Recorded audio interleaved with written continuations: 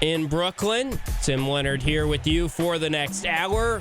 Plenty to cover after a crazy game. Looked like the Orange were going to get blown out by Texas. They were down by 16 early on in the second half and went to a lineup, just a couple substitutions in the second half, and the Orange maybe ran out of gas towards the end there. Some miscues at the end, but all in all, a very encouraging second half. By far the best half of basketball we've seen from this team through now 4 games this season. They do fall to Texas 70-66, the final score. The Longhorns hold on to beat the Orange despite scoring just 29 points in the second half from Texas. So the best defensive second half from the Cuse as well there. And we will be with you for the next hour or so here on the Burdick Postgame Show. We'll hear from Coach Autry, try and get some of his reaction to this one. And I'm sure you have plenty of thoughts after what turned into a very fun basketball game to watch there in the second half. Finally, it looked like Syracuse belonged on the court there with Texas, especially towards the final 15 minutes of that game. They were matching them punch for punch. The defense was really solid. You got to give it to them. They played with more energy and more defense of energy in that second half. So if you have thoughts, call in. 315-437-7644 is the phone number to call. Again, that's 315-437-7644 or 4ESPN44 is an easier way to remember that. Tim Leonard here with you. Get in the chat as well. We are on QSportsTalk.com. No breaks over there. We'll be chatting throughout the next hour or so over on the chat as well after this wild one. 70-66. Texas does hold off Syracuse to win it by 4. And we'll get your phone calls here in just a little bit. Some of the final stats from this one. The Orange end up shooting at 46% from the floor. That was 1 percentage point worse than Texas. After the second half, it really flipped. Texas shot it as a team in the second half just 33%. And in the first half, it was a totally different story. The Longhorns were 61% from the floor in the first half in this one. So they flipped the script in the second half. The Cuse were down by as many as 16 and did find a way to charge back into this game. Took the lead. There were some miscues. We'll definitely have to talk about the free throw shooting. 9 for 18 from the charity stripe in a game you lose by 4 and a nip and tuck game in the second half. The free throw shooting was killer from Syracuse. They once again could not make a 3 in this game. Started the game, their first 5 shot attempts were from 3. A lot of them were open looks. And then they started to play more inside out and didn't attempt a ton of threes in the second half. A couple of those desperation shots late, one from Lucas Taylor. The Cuse were 2 for 9 in the second half from 3. And as a team, we're 5 for 21 from distance in that game. So that's 24%. So much for this being a good three-point shooting team, at least through 4 games this season. They just seem tight. Some of those guys that you're expecting to shoot better just haven't been shooting great. So if you have thoughts after this game, I'm sure plenty of you do. Call in 315-437-7644, and we'll kick off the phone calls tonight with our guy Pat in Syracuse. Pat, what's on your mind?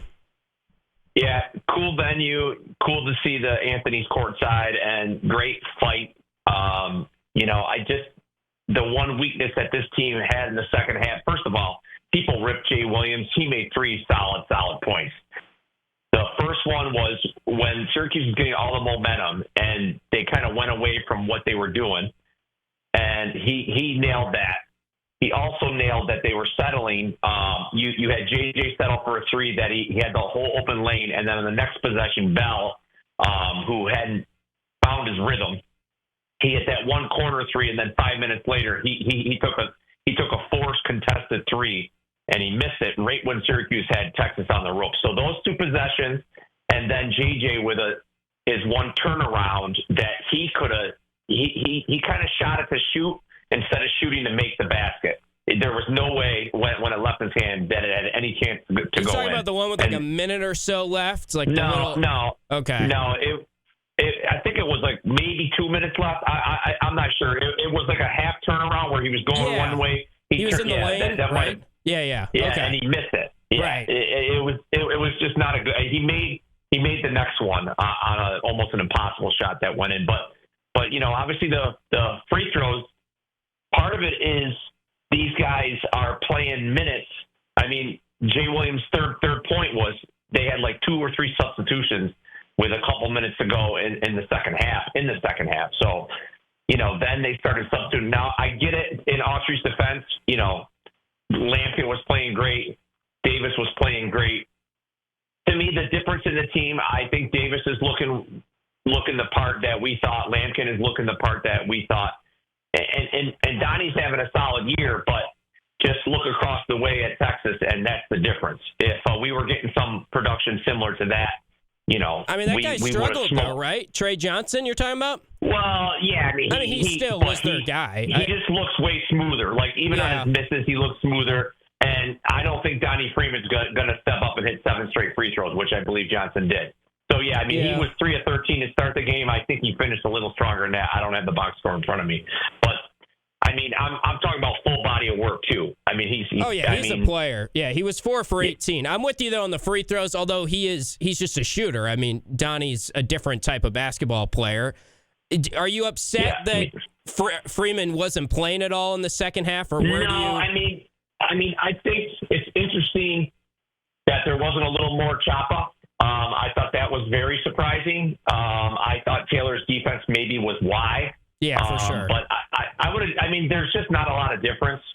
I would have liked to see a rotation.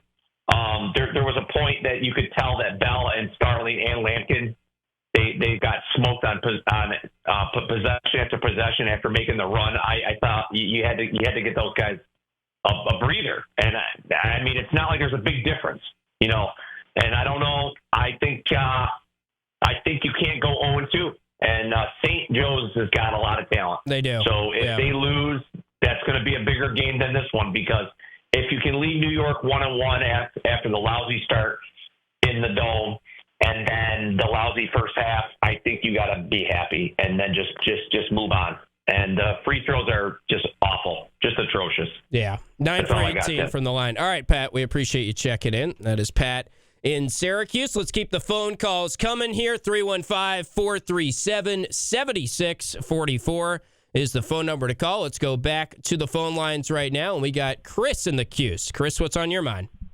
How's it going? What's going to take for Autry to get his team playing from the get-go? He's not the answer for the SU University coach. I give him one more season. If he doesn't make the tournament with all that talent next year, he should get fired. They're missing. That's your takeaway, Chris? After that second half, you're firing Autry. After that, Autry doesn't know how to coach from the get-go. I mean, you beat Lemoyne by 2. You can't beat 4 points against. I can't drawing a blank right now. But they're missing Malik Brown. They're missing Malik Brown and missing. Jordan Mintz, the guy can score inside the lane. They don't have that this year. Nobody on his team plays any defense whatsoever. It's mental breakdown by Chris Brown at the end of the game. His shot selection is the reason why they lost the game. Few of them, and David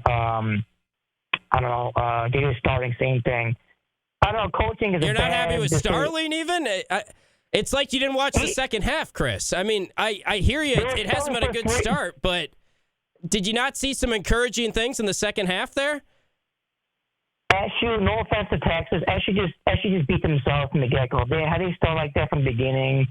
This has been a different game. They started starting for the threes from the get-go. I knew it was going to be a long game because of the way how they don't play defense. They have to catch up and All right, Chris. I'm just saying, yeah. I just don't say. I mean, to get on Starling of all players too. I thought Starling was great tonight. I think he shot too much. I think he was kind of forcing too much by 3-pointer. That's not his game. He should go more. I'm sorry. He didn't drive as much as he should have. All right. That is Chris. He's not happy. I feel like that was a phone call I thought I was going to be getting at halftime, but then after watching the second half, I didn't think we were going to get any fire red phone calls. Let's go to Dave in Syracuse. I think Dave's got some positives for us. What do you got, Dave?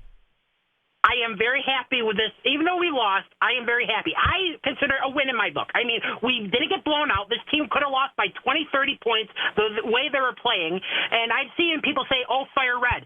He made an adjustment. We switched to the zone. We are a better zone team than we are man. There's no doubt about it.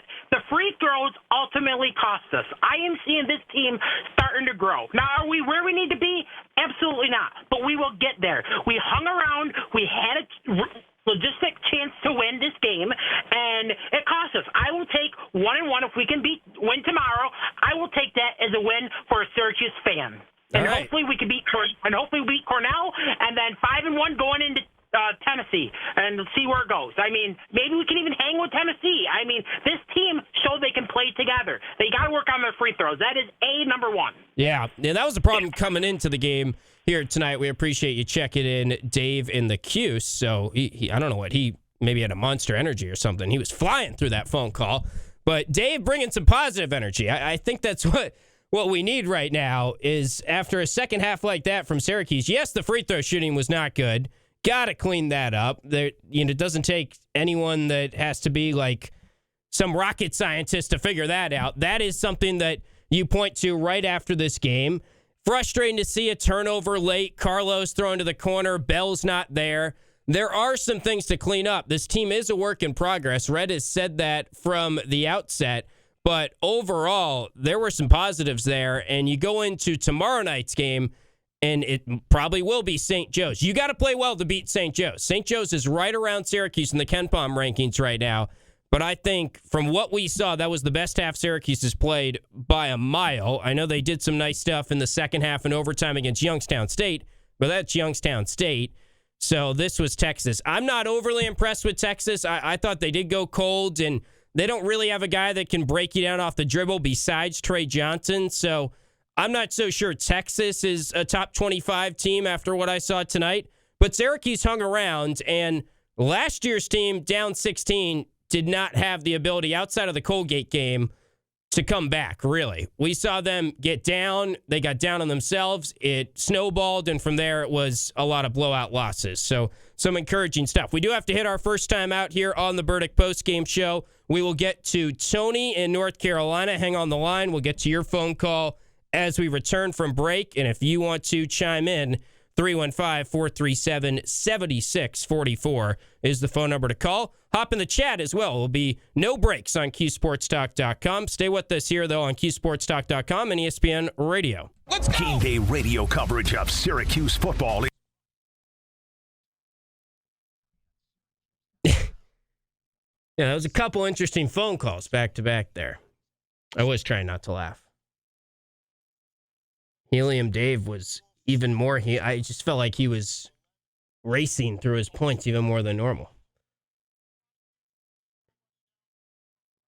I think our guy, who was that, Chris, right? I think he had made up his mind what he was going to say on his phone call at halftime. Donnie did look smooth. It's puzzling because the lineup was good in the second half. The whole first half, I was saying we got to play Donnie more. And then as the second half was happening, you can't really blame Red too much for sticking with that lineup. I will say I think he falls in love from our experience of Red Autry as head coach. He has very consistently played a similar lineup with minimal substitutions in the second half. I don't have it in front of me, but I feel like last year we were saying the same stuff. And I don't know if they necessarily got tired. I mean, you would think of all the guys to get tired, it'd be Lampkin, because we've talked about his conditioning and stuff more than anyone else. He didn't look tired, and they called some smart timeouts late in the second half to kind of give the guys a breather. But, yeah, I would have liked to maybe seen a little bit more Donnie. He's just so talented. Bell also, I'm with you, Mike. I mean, he was getting beat weak side on those rebounds a ton. He hit that three, but it just never really, I don't know. Chris Bell's been off all year. They need him to get going. Because you think about what they're getting from the starters. Now, Carlos, that's a whole nother story, but let's talk about like the main guys that we thought going into the season. Starling, I think, has been great. I mean, like he's taken a leap up like you were calling for. Lampkin, I think, has been, he has his flaws. He's not a perfect player. He gets exposed in pick and roll, and that's going to be a problem. But overall, you got to be happy with what Lampkin and Starling are giving you. And the team has still been a little bit under expectations when you consider the whole body of work. But that second half was encouraging. You want Lampkin not even starting? Hard for me to see that. He just does so much for you on offense. Yeah, this is McDonald's All-American JJ right now. I think if I was coaching the team, which obviously I'm not, but I would start Starling at the point guard and play Carlos less. I think Carlos does do some nice stuff as a passed on the ball, and I'm not totally giving up on him. But, he airballed that 3 in the first half. He just looks like it's a little, I don't want to say it, but it's a little Justin Taylor-y, from last year, where you just feel like he's in his head right now. And maybe the case is stay with him. But, you got to beat St. Joe. I might just, start a different lineup. And I haven't been the biggest Lucas Taylor fan, but he does give you some good stuff on defense, way more than Elijah Moore can. So I probably would have liked to have seen more of Elijah Moore, though. No pun intended. Yeah, Carlos is just small. I don't know. It's a bummer because he looked good in the exhibitions, but obviously different level of competition. Yeah, I'm with you, Mike. I'd probably start Taylor. I can't believe I'm saying that because, he doesn't do much for you. Nothing for you on offense, really. Noon to 2 on your home for local sports talk, ESPN Radio. This is the Burdick Lexus and Burdick BMW postgame show. Back here on the postgame show. About as happy of a postgame show as we've had in a while after a loss. I know there's no moral victories in Syracuse basketball. I say that after we did have a phone call in the first segment saying fire Coach Autry, but that's just par for the course here in Syracuse. You're always going to get some of that. That's even if they won the game, that phone call probably would have come in. Shout out to our guy Chris in Syracuse who called in basically saying, I've had enough of Red Autry after what was a very solid second half from Syracuse. I don't think Texas is as good as maybe we thought. But the Orange fell by just 4 points. They pretty much dominated the second half. They showed you way more on defense than we've seen at any point this year. And some of that is the flaws from Texas and Texas missing open shots there. But you got to feel a lot better about this team, I think, than you did, especially at halftime. But I feel better about this team at the end of tonight than I did at 6:59 or 7:04 or right before the game tipped off tonight. And that was a fun game to watch. It just felt like Syracuse sort of rose to the occasion there, and that was the question mark. Would they play up to competition a little bit?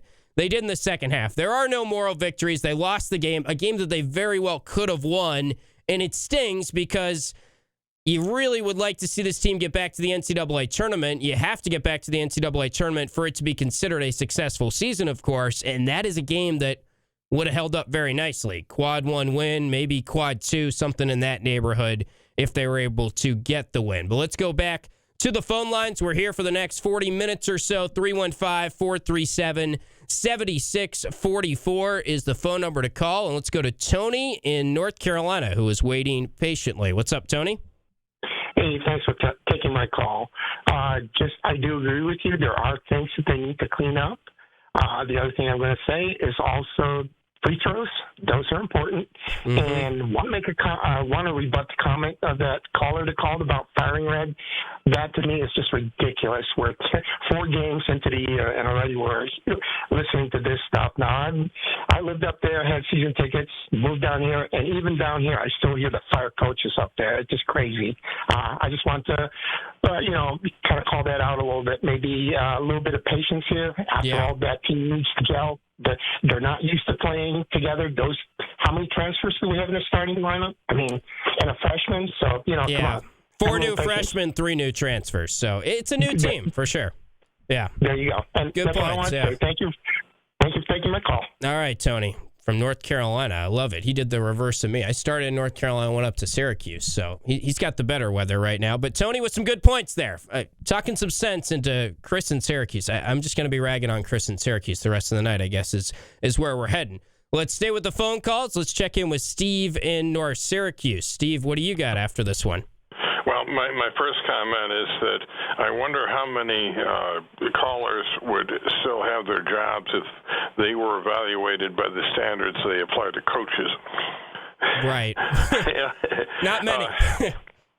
Now, I looked at the first 4 minutes of this game. These are our possessions. Carlos missed a tray.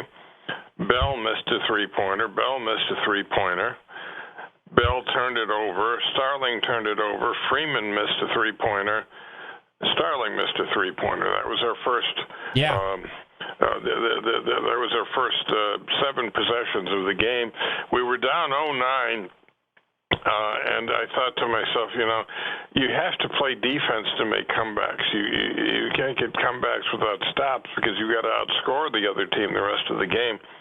And how are we ever going to come back from a 0-9 start? Well, we did eventually start playing defense with a passion that I hadn't seen thus far this year, and the team was playing together on both ends of the court.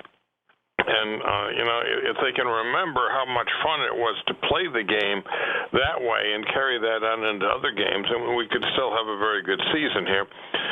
But we lost the first 4 minutes 0-9, won the rest of the game 66-61, and that's with all those missed free throws. So it was a game with a lot of upsides, a lot of downsides. Now, Lampkin really deserves a lot of credit because I think he really led the comeback with his play, moving all around, making passes, going inside and scoring, actually playing pretty good defense, and apparently doing it in a great deal of pain. From what I saw, he was really limping. Yeah. And the other comment I have is Chris Bell. I thought Chris Bell might explode this year as a really great all-around player, and he is showing some things that we didn't see him do in the past. But he's not shooting the ball very well. And, well, he can make great defensive plays, especially on the fast break. There are also a lot of lapses, and really the game ended when he didn't go to the corner on that late possession, which is where, obviously, Starling thought he was going to be because it's Bell's favorite spot, and Bell just stopped and let the ball go out of bounds, and after that, it was very difficult to make the comeback. So I was really disappointed in Chris Bell. Yeah, I agree with a lot of that, Steve. I did not think the reason why Syracuse, one of the main reasons they would lose this game tonight is because Chris Bell did not go to the corner. That's where he's lived in his 3 years with Syracuse. It's frustrating with Bell. I agree. He is doing some stuff that we haven't seen, and I had some stats on this before the last game. I don't know if they're updated yet, but Hoop Math is a site that sort of tracks how often are you shooting at the rim. And going into this game, I believe it was right around 40% of Chris Bell's shots were at the rim this year compared to about 10% combined in his first 2 years at Syracuse. Now, will that stay near that mark? Probably not as competition gets tougher here. But the thing with Bell that's frustrating is he's now a veteran on this team. He's the only guy that was coached by Jim Boeheim and Red Autry. He's the only guy that's been at Syracuse now for 3 years. He's the guy that should know your system and everything. And it's the same conversation we've had with him where he misses an open three to start the game and he gets down on himself. And you just got to learn to play through that. And maybe he's never going to learn to do it. But even if, after he makes the mistake there where he doesn't go to the corner and it was Carlos who threw it to the corner and it's a turnover, it's frustrating to see him show a little bit of attitude there where it's like this game is still hanging in the balance. Let's create some positive energy. I know that play didn't go the way you wanted. Everyone's going to be upset when a play doesn't go the way you wanted, but he's just demonstrative sometimes in showcasing that. And it is frustrating because that's a veteran guy that he's supposed to be a leader of this team, and he's still doing some stuff that upsets you in that regard. So that's my point on Bell, and a good point there from Steve on the lack of two-point attempts early. I wrote it down. They did not attempt a two-point field goal until 15-12 in the first half. There had been 2 TV timeouts before their first attempted two-point field goal. They did not make a 2-point field goal until 13:10 remaining in the first half, and that was Naheem McLeod with an and one. So I didn't have McLeod as one of the first guys off the bench. And we can talk too. We got to hit a break here, and if you have thoughts on this one, 315-437-7644 or 4ESPN44 is the phone number to call in here after the Orange fall to Texas 70-66, the final score. Let's talk a little bit about what we saw from the defense tonight, mixing and matching zone in there as well, and we'll hopefully hear from Coach Autry as we roll along here on our Burdick postgame show. Stay with us on CuseSportsTalk.com and ESPN Radio. The three.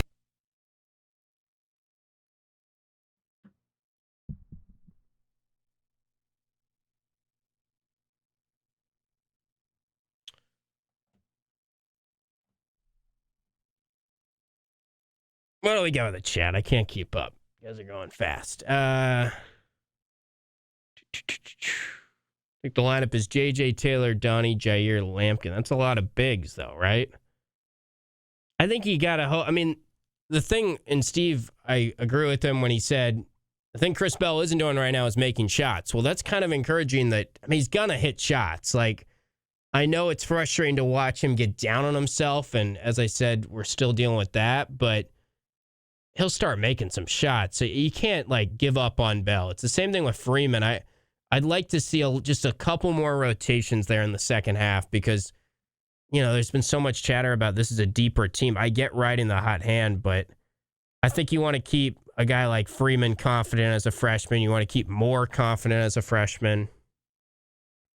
Yeah, the ACC not off to a great start. The bigger lineup, though, it just depends. I mean, who you're playing and everything. But for this game, it's not like Texas. Shedrick is 6'11", but it's not like he's some imposing threat. I mean, they were kind of going down low to Lampkin and had that size advantage, but they have too many shifty guys at positions 1 through 4 to throw out 3 front court guys against Texas. I don't know if Syracuse played the same Gavendo. I do think Texas isn't quite as good as we think. I'm still not. I think tomorrow night is definitely going to be a close game. I'm not overly confident that this team has like suddenly figured things out, Syracuse, but I mean, at least they showed you something there in the second half. And, you know, it was against Texas, who has talent, and they were able to get some stops. I think you can't say it was the exact same first half to second half.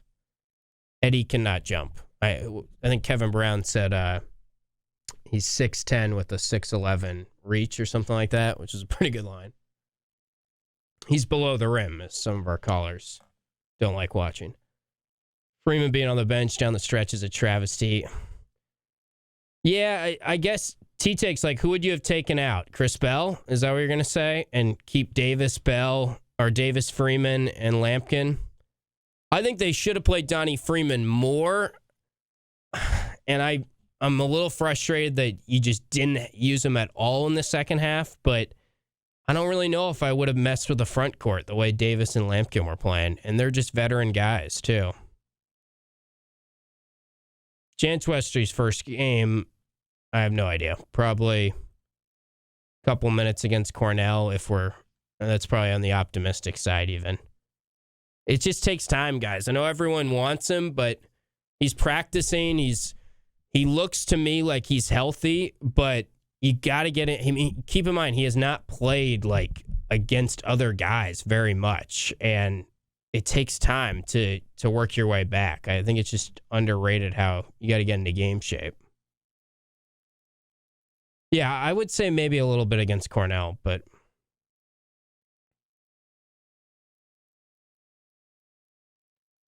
I don't think we can like get on like why is Westry on the roster yet though? I mean, it's not like he's taken up a spot or something. You have the roster spot, and you know he'll get in there. I'm confident there'll be a factor this season. I don't know, Steve, what his illness was. I don't know anything outside of he was not practicing for a while. He had a setback, and now he has started practicing with the team. But I mean, I go to some of the practices, and it's not like he's a world beater. I know that there was a lot of positive stuff from him last year, but he's still working his way back in. McLeod has practiced really well and here in some time tonight, and I thought did solid.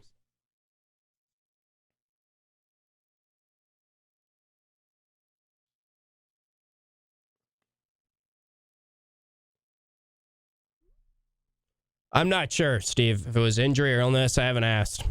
I mean, I don't really care either way. BMW Postgame Show. All right, we roll along with the postgame show. Going late into the evening here on CuseSportsTalk.com, ESPN Radio. Phone lines are open after Chris in Syracuse with the early phone call of the year maybe on the postgame in a bad way. But, Chris, if you're still listening, please keep calling in. But, you know, let's have some sense here after a positive game from Syracuse. Positive second half from Syracuse. I'll say that. Much better second half. Texas is a good team. Texas was favored to win this game by, I think, 9.5, 10 points, somewhere in that neighborhood. Heck, the Orange might even go up in KenPom after a game like that. I didn't know that was possible to play a game and go up in the KenPom ranking. So if you have a thought on this one, 315-437-7644 is the phone number to call. That's 4ESPN44. We will hear a little bit from Red Autry in just a little bit here, get his thoughts after the game on the Syracuse Sports Network broadcast from Learfield. We'll check in with Coach on his thoughts in just a little bit here. But I do want to talk some about what we saw defensively. And, you know, I have been to some of the practices this year, not all of them by any stretch of the imagination. I go when there is a game day that I'm working, I try to get there for the practice before that. So let's say it's 3 or 4 this year.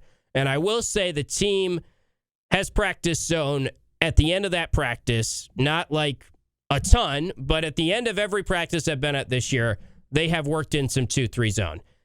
This was the first time we saw a 2-3 zone at all in this game, and it came clearly as part of the game plan very early on. Now, it was spurred on a little bit earlier, maybe because they were down 9-0, and Texas jumped out to a start that was a nightmare start here for Syracuse, and they were able to get back in the game. We're down by 16 at one point. I'm not ready to say, I think we had a caller earlier, and I can't remember who it was, that the zone kind of changed the game or the zone is the better defense. I didn't necessarily have that takeaway after this game because when they played their best stretch of defensive basketball, which also coincided with Texas going cold on offense and certainly missing some open looks and Texas having some flaws offensively in the second half. But Syracuse played their best stretch of defensive basketball in this game in man-to-man defense. They really didn't play any zone hardly at all, maybe sparingly in the second half. In fact, I remember when they cut it to a 6-point game, that was right when Eddie Lampkin did his high five with Kyan and Mello, which was cool to see. They were there at Barclays tonight. And look, at halftime, I was thinking, man, Kyan is probably shaking his head a little bit about the product in front of him. But he has to be thinking, leaving Barclays tonight, man, if I was out there, we might have won that game. So that's encouraging that they at least showed some flashes here in the second half and were right there against Texas. Just free throw shooting a big part of why the Orange didn't win this game. But they came out of, after the Lampkin sort of pumped up high five moment, they're down by 6. There was a break. This is probably under 8 timeout, if I'm remembering correctly. They came out and they played zone for the first possession out of timeout, and it was like the easiest bucket Texas got in the second half. And I was sort of screaming at the TV, no, why are we changing? Like, it's not like the zone change was spurred on by the defense was struggling. They were in the midst of, I believe, a 12-2 run, a 7-0 run, I think, as well at that point. And Texas was struggling offensively in the second half. And they played zone for a possession. And then I watched the coaching staff, and they all made sure to signal 1, which is a change to their 1 defense being man-to-man, after they went down and scored when they were getting back on defense for their second possession out of that timeout. It was pretty clear that they wanted to alert everyone that, hey, let's go away from that. Let's go right back to man-to-man, which I thought was the appropriate move. I don't think they should have been playing zone late in this game. The way that Texas was struggling on offense against man-to-man in the second half. Now, Will Syracuse play some zone this year? Absolutely. I think that is definitely going to be a part of the game plan. How much will be dependent on the matchups. I do think what they did tonight, sort of mix and matching some zone. You get Naheem McLeod in there for... I don't think we're expecting McLeod to be too much of a factor here, but he's rim protection on a team that really lacks rim protection. I know Eddie Lampkin is a big, but he is not a rim protector. Lampkin had 5 blocks all of last year. Chris Bell probably already has 5 blocks this year, and he's a guard. So McLeod, 8-10 minutes in an ideal world, playing a lot of zone. I'm cool with that. I don't think he can play zone with Eddie Lampkin as the anchor of the zone, and we saw them struggle when they did go to that look at times. So how much zone will they play going forward? That'll be dependent on matchups. But Red Autry, they have been practicing zone, and that is going to be, I would guess, a part of zone throughout the tenure here for Coach Autry. Regardless of what their defense is, I think he likes the idea, and I haven't talked to him directly, but remember last year they did the out-of-bounds plays? It was always zone. They have not done that at all this year, and I don't know what the analytics were on that last year or what spurred that, but clearly they've gone away from that. But they are going to keep practicing zone, I'm guessing, and it is going to be a wrinkle to have on this team. And it's amazing that 2-3 years ago, we had callers saying, get away from zone, and now there are some that are saying, we need to play more zone, and zone was the reason Syracuse got back in the game. I still think the team's ceiling would be reached more frequently if they are playing man-to-man defense. This is a team that, if they are doing the right things, better help defense, they should be able to get some stops. And we finally saw a little bit better energy on the defensive end in the second half here after the first 3 games were a nightmare and the first, I can call it 3.5 games, were a nightmare defensively. Now, the zone did look good a little bit in spots, but I don't think I would like them to continue what they did tonight. Mix and match, ride the hot hand. Flash some zone, which out of the timeout, maybe it throws teams off a little bit, especially when they're thinking about a play.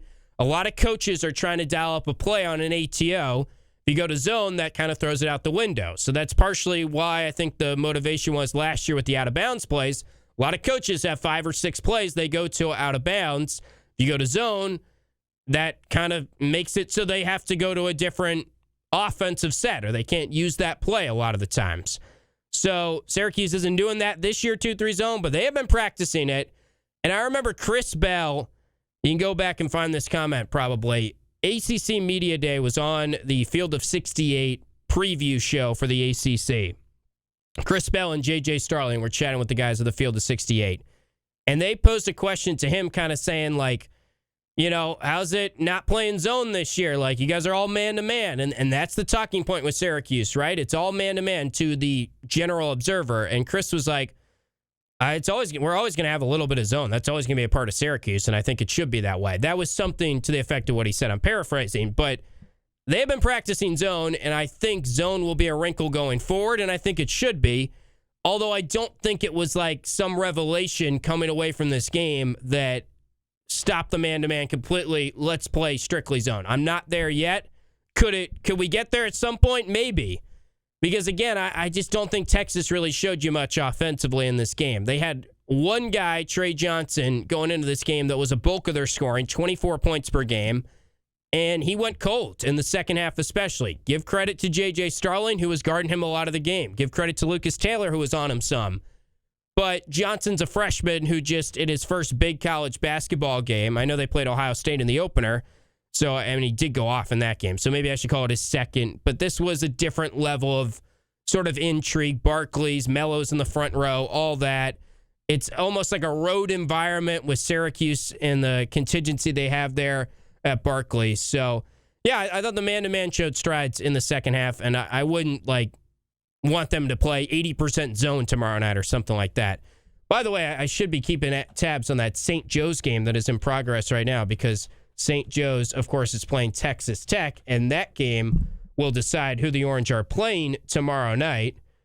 Try and pull up the score here as we're talking. We'll give you a score update. It is 17-15. St. Joe's is ahead at basically the midway point of the first half there. So maybe it'll be Texas Tech. The Orange I thought we're going to play St. Joe's. We'll see. That game still early on. St. Joe's is like right around the Cuse on Ken Palm entering tonight, about 100. They did beat Villanova, lost to Central Connecticut.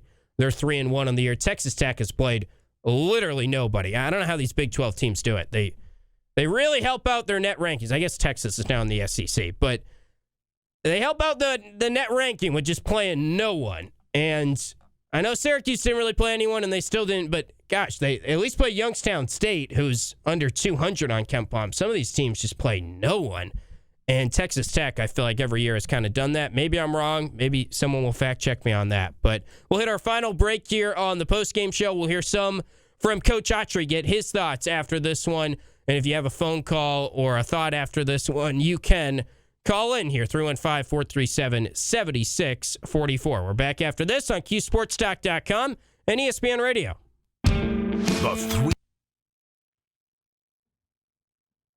Yeah, win tomorrow, and that's solid.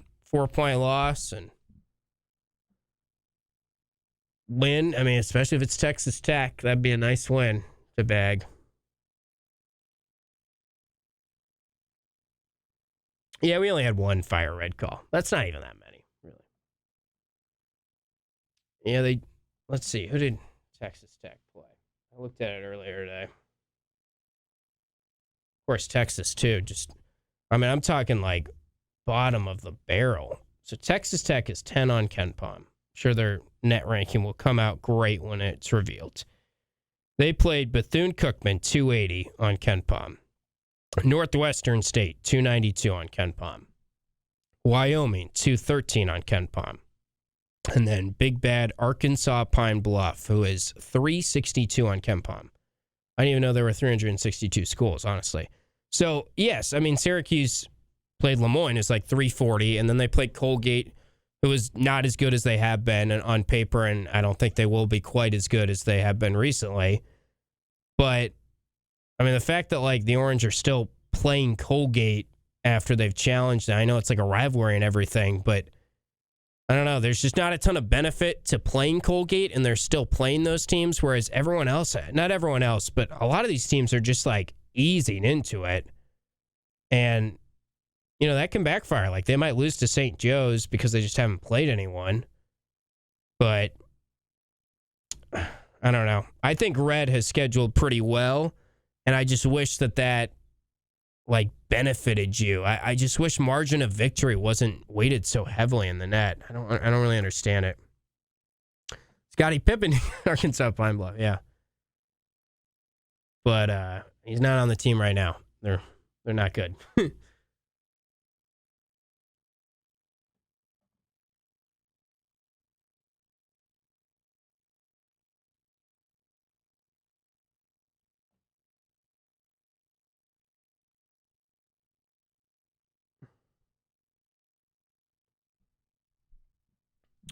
Too positive of a game to get too many callers, I guess. They all came flooding in, and they went night-night.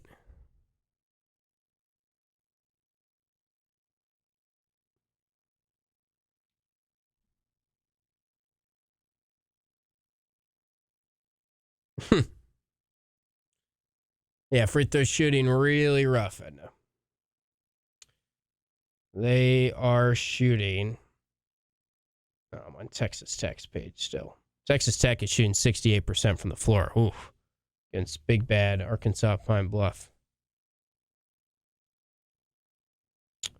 Okay, Jordan, I got you. I was going to look up Syracuse's free throw percentage.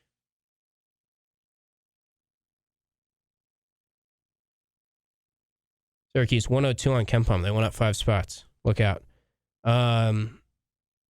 Did they update this? Free throw percentage 61%, 333rd in the nation. That might be before tonight's game. But yikes. The other thing is, you got to get some steals. This team just can't get steals. I am Alphabet Guy. Feeling better for sure. All right. Jordan, I'll go to that when we get back. Thank you. We'll have Red's presser, guys, when we get back. We got a caller, too. We'll see. We're going long now.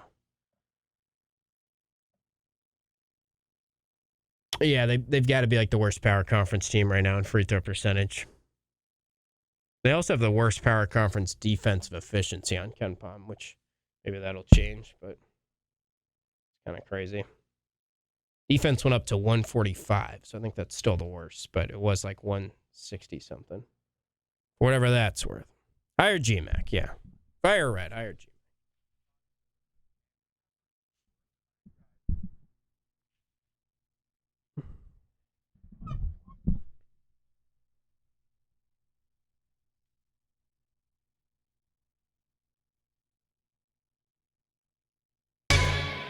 This is the Burdick Lexus and Burdick BMW postgame show. We roll along on the postgame show. One last segment here. We will get to Red Autry's full press conference from the Barclays Center very shortly. Hang around for that. You can watch it on CuseSportsTalk.com. After all these games, we try to get you Red live for the home games and get you the road postgame pressers as soon as possible. Didn't feel like a road game tonight with the Orange contingency, as always, showing out at the Barclays Center. Before we get to Red, let's get one more quick phone call in here, and let's go to our guy, Gavendo. Gavendo, what's on your mind after this one? Did somebody really say fire red? Yes, somehow, yeah. I mean, it was one caller. I mean, that's bananas. That's just what happens. Bananas. It's Syracuse, man. My dogs hate that call. They hate that call. Yeah, they heard fire red and they got mad. Listen, they played good in the first half, or they played bad in the first half. They played great in the second half. But they're not going to be able to do that in the ACC night in and night out. They have to come out ready to play. Yeah. I think they were tight at the start. I mean, it's not like they got bad. I know they were settling for threes, which it's annoying because if you're Syracuse, if you're a player, you were told to shoot threes all throughout the year because this was supposed to be a good three-point shooting team. But you go back and you watch back those first 5-6 shots they had. It's not like anyone forced up a shot, but they're just in their head about three-point shooting right now, I think. I mean, outside of Starling, no one made a three, I think, for the first 20 or so minutes of this game. Yeah, Chris tried a couple times. It just didn't work out for him. What's your thoughts on Carlos? I don't know. I think at this point, I would probably take him out of the starting lineup. I think he did some... Just let JJ take the ball? Yeah. I mean, he's just small. Like, I want him to work. I think he does some decent stuff, and I don't think you, like, totally give up on him, or I think he will be a part of the rotation going forward, and he's an unselfish guy, but... I mean, I just didn't think he was going to make those free throws late in the game tonight, and he airballed that three, you know? Yeah, that was just terrible. Listen, JD at the 1, Bell at the 2, Freeman at the 3, Jair Davis at the 4, Lampkin at the 5. I think that's our 5 best players, but I don't know, man. You would get carved up by some guards with that lineup, though, right? If you're playing man-to-man. They obviously got to get better on defense, or we're going to be in a world of hurt. Yeah, I just don't know if the answer think about what was the biggest issue in the first 3 games? Guards getting to the basket, penetrating nonstop. I don't know if the answer is going to 3 front court guys to solve that, you know? I get it, but I think you got to have your best players on the court. You know, their worst thing was they can't play help defense. So guys were blowing by, they're blowing by our players, and then Lampkin's doing a 360 in the middle of the lane. This is the last game or the game before, but I'm just saying in general, like, you can't have that. It's not going to work. You know what I mean? You have to do something. Yeah, as much as I haven't loved Lucas Taylor, I think you still need to have, like, a guard out, because you're talking about they can't play help defense. It's not like Jair Davis is going to be some quick help defender, or, you know, Donnie's hasn't looked good defensively. I think I'm mainly looking for the 5 to step up and be quick on his feet. And I mean, I know what we're working with, but we got it. We need a presence in the middle. Yeah, well, if you are asking for that, then you probably want more of McLeod, right? But anyway, Gavendo, I agree with you. I just don't know if defensively that lineup is good enough with 3 front court players against a team like Texas, especially. And there's a lot of teams in college basketball that just can play 5 out now and have guys that can break you down off the dribble. So I respect it. Thanks, Tim. Appreciate your time. All right, that's Gavendo. Good phone call there. He didn't ask for Coach Autry to get fired, so we like that. If you call in and you have sound points, we will hear you out. And we didn't totally agree, but I agree a little bit of what Gavendo said there. All right, let's go to Red Autry. Here is his full press conference after the 70-66 win tonight from Texas. There's no consolation prizes. We had a chance to win the game, and we didn't, and that's on us. That's on me. Turnovers at the end and, missed rebounds, what we talked about. We didn't get those done at the end. And free throws. We battled back, and again, this is frustrating, and I'm tired of it. It's just, disappointing. Right from the beginning of the year, we have an expectation, we have a standard for ourselves, and we haven't played that way yet. I thought the second half today, it was finally the defense was good. We held them to 29 points. That's good. But we got to finish the game out, and we just got to learn how to win, and we don't know how to win yet. We got to stop letting our offense dictate our defense, and that's just the bottom line. And so we got to get back and get ready for tomorrow, and keep getting better. This is a progress. This is going to be a progress. But it's, I'm not satisfied. No one is satisfied in that locker room. We have our own standard. The record, no one else on the outside. We have our own record and standard. And I don't go out there and talking about it, but we know what we need to do. And we're just disappointed because we played against a really good Texas team. We battled back, and we just didn't make the plays that we needed to make at the end of the game. And that's disappointing because that was on us. And it's stuff that we talked about and stuff that we can control. Rebounding the basketball, that was big. 2 putbacks at the end. That was the game, and our free throws. Questions? Coach, no moral victories, obviously, but, you come in as 10.5-point underdogs, and you had some very close games with, I don't want to talk bad about anybody, but maybe some lesser opponents, and then you come out and play a really good Texas team tonight, and your team fought, and you were in it until the very end. What did you learn tonight? What did your guys learn tonight? That we didn't get it. We had a chance to win, and we didn't get it done. At the end of the day, we got to get it done. And we just, we didn't get it done. Every game is different. I think everyone that follows basketball and knows sports, every game is different. And, today, again, they responded. They did respond. But it's just not good enough. We have to be able to, close that game out when we battle back in. And it's just the little things, free throws, rebounding, that's disappointing. Coach, we're starting to see, especially in the start of that second half, Donnie Freeman starting to get a bit more acclimated to the college game. Where have you seen in his growth the most improvement as he starts to get acclimatized to the college game? I thought Donnie did a good job of, finishing around the basket. I think that's the biggest thing that he's done is finish around the basket. But still, it's a lot more to go. I would say that's the only thing that I've really seen right now. Still a work in progress. Again, he's a talented young man, one of the more talented young guys we've had in a while. And he's productive. He makes things happen. But, it's two ends, and we got to keep getting better on the other end of the floor. And that's just for our whole team. It's not just him, our whole team. And, I thought, some other guys came in today and gave us a lift, and it kind of solidified that. But, Donnie's been really good. He's still, getting better, but I think the biggest thing is him finish around the basket. It's really been impressive. Adrian, what changed in the second half? What were the major differences in how your guys were playing the game out there? And also in the second half, did you feel like you got closer to where you want this team to be? I think it was the first time that we really locked in and played defense.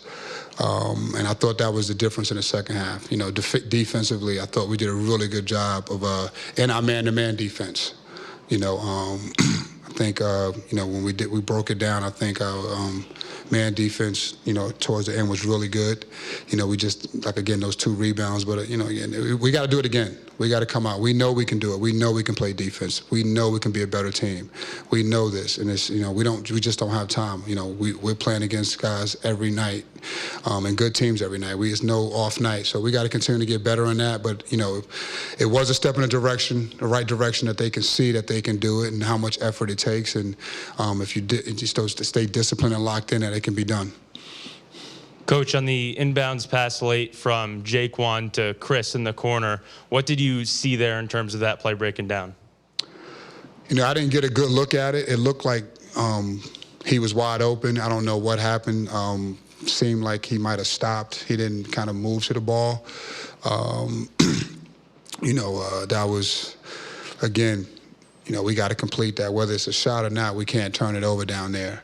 And again, we had critical turnovers. We had 11, but man, it was all at the wrong time. Wrong time, and we can't do that. That's just unacceptable. But I thought, from my view, it looked like someone deflected it. But when I talked to all the other coaches, they said he was wide open.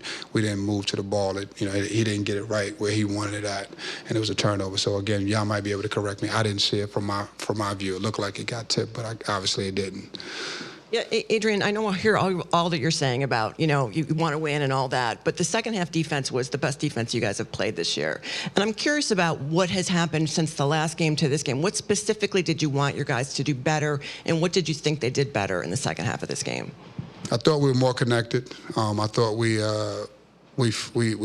were in our gaps. I thought we didn't get extended. Typically I thought that we plugged the holes. It was nowhere to go when the guy was putting it on the floor. We had guys there. And that's what we've been talking about. Now, we just really worked hard. Donna, you seem like it's a big leap, but leaps are small improvements every day, every game, even when people can't see them.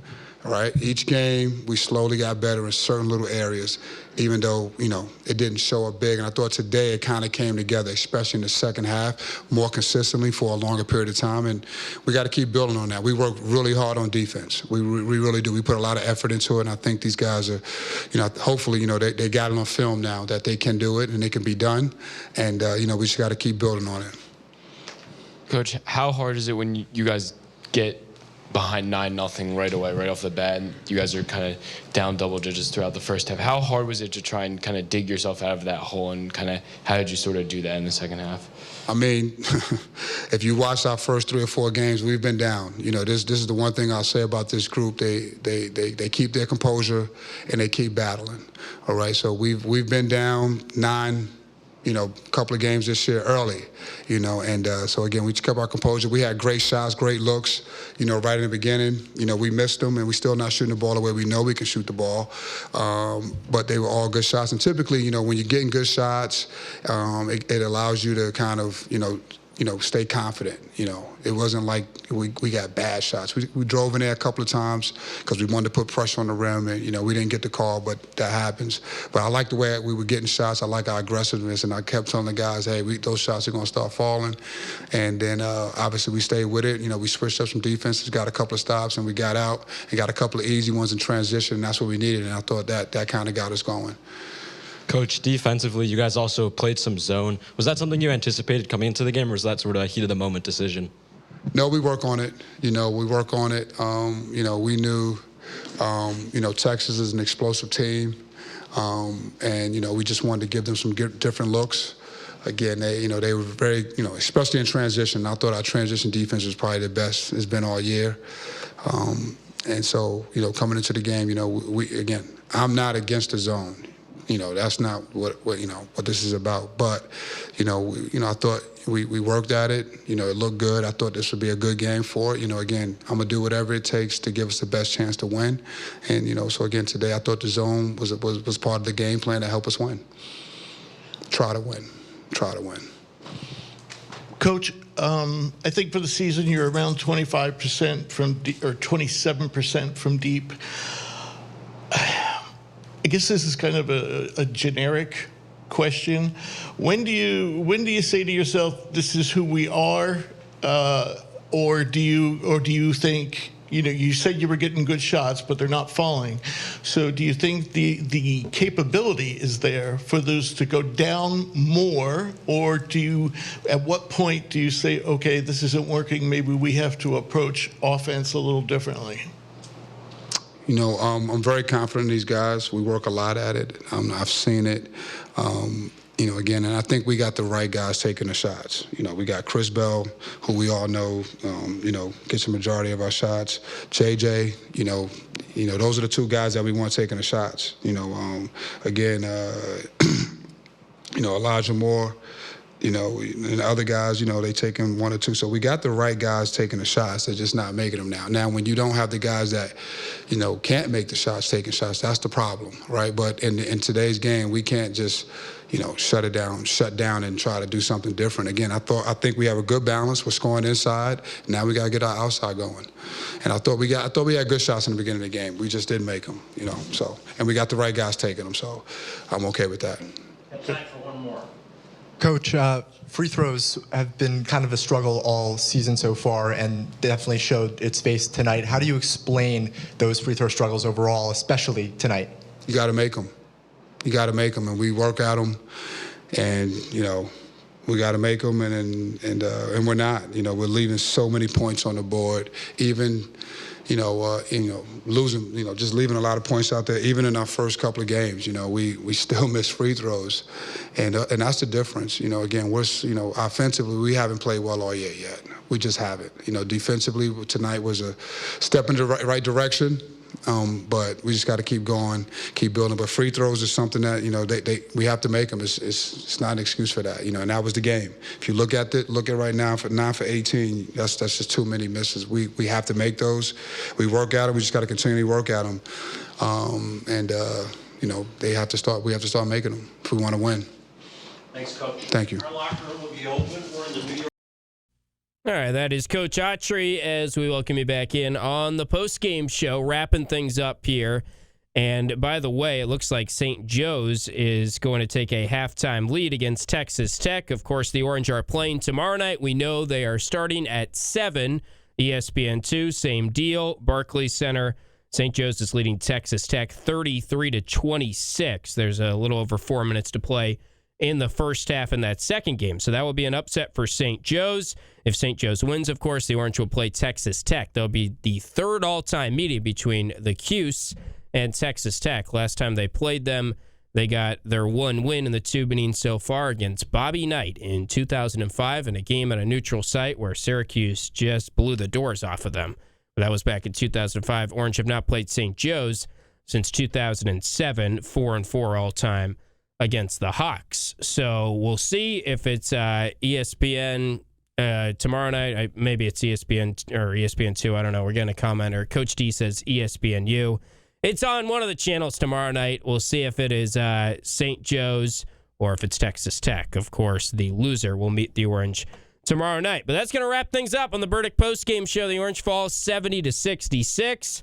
Coach Autry not pleased. They're missing shots. They're missing free throws. 9 for 18 from the line. 5 for 21 from 3. I do feel like listening to Red there, my final thought here, we're spending so much oxygen on the defense and talking about that. The offense has got to start making some shots. So we'll see if they do hit some shots tomorrow night for what will really be the first game all season. Remember that exhibition game? They made 14 threes. They haven't even sniffed that. And it's got to probably start with Chris Bell hitting some more threes. He was 2 for 6. Starling was 2 for 8. But we'll be back, same routine for a same tip time tomorrow night at 7 p.m. Brian on the pregame. Brian will have his show, so basically 4 to 7. You'll hear Brian. Orange Nation gets going with Jordan filling in for Pauly. It'll be Steve and Jordan again for a Friday Orange Nation 12 to 2. And we will get you the postgame show as soon as this one ends. Oh, Pauly is hosting, I hear. Jordan, he's going to be hosting from his hotel. So Pauly, who was at the Barclays Center, I'm sure you're all eager to hear Pauly's thoughts in person on this one. He'll be breaking it down tomorrow. So normal crew on Orange Nation tomorrow, and I'll be back for the postgame tomorrow night. Thanks to everyone in the chat. Thanks to all the callers, even Chris from Syracuse, who wanted Coach Autry fired after a strong second half. But we will talk to you tomorrow on CuseSportsTalk.com and ESPN Radio.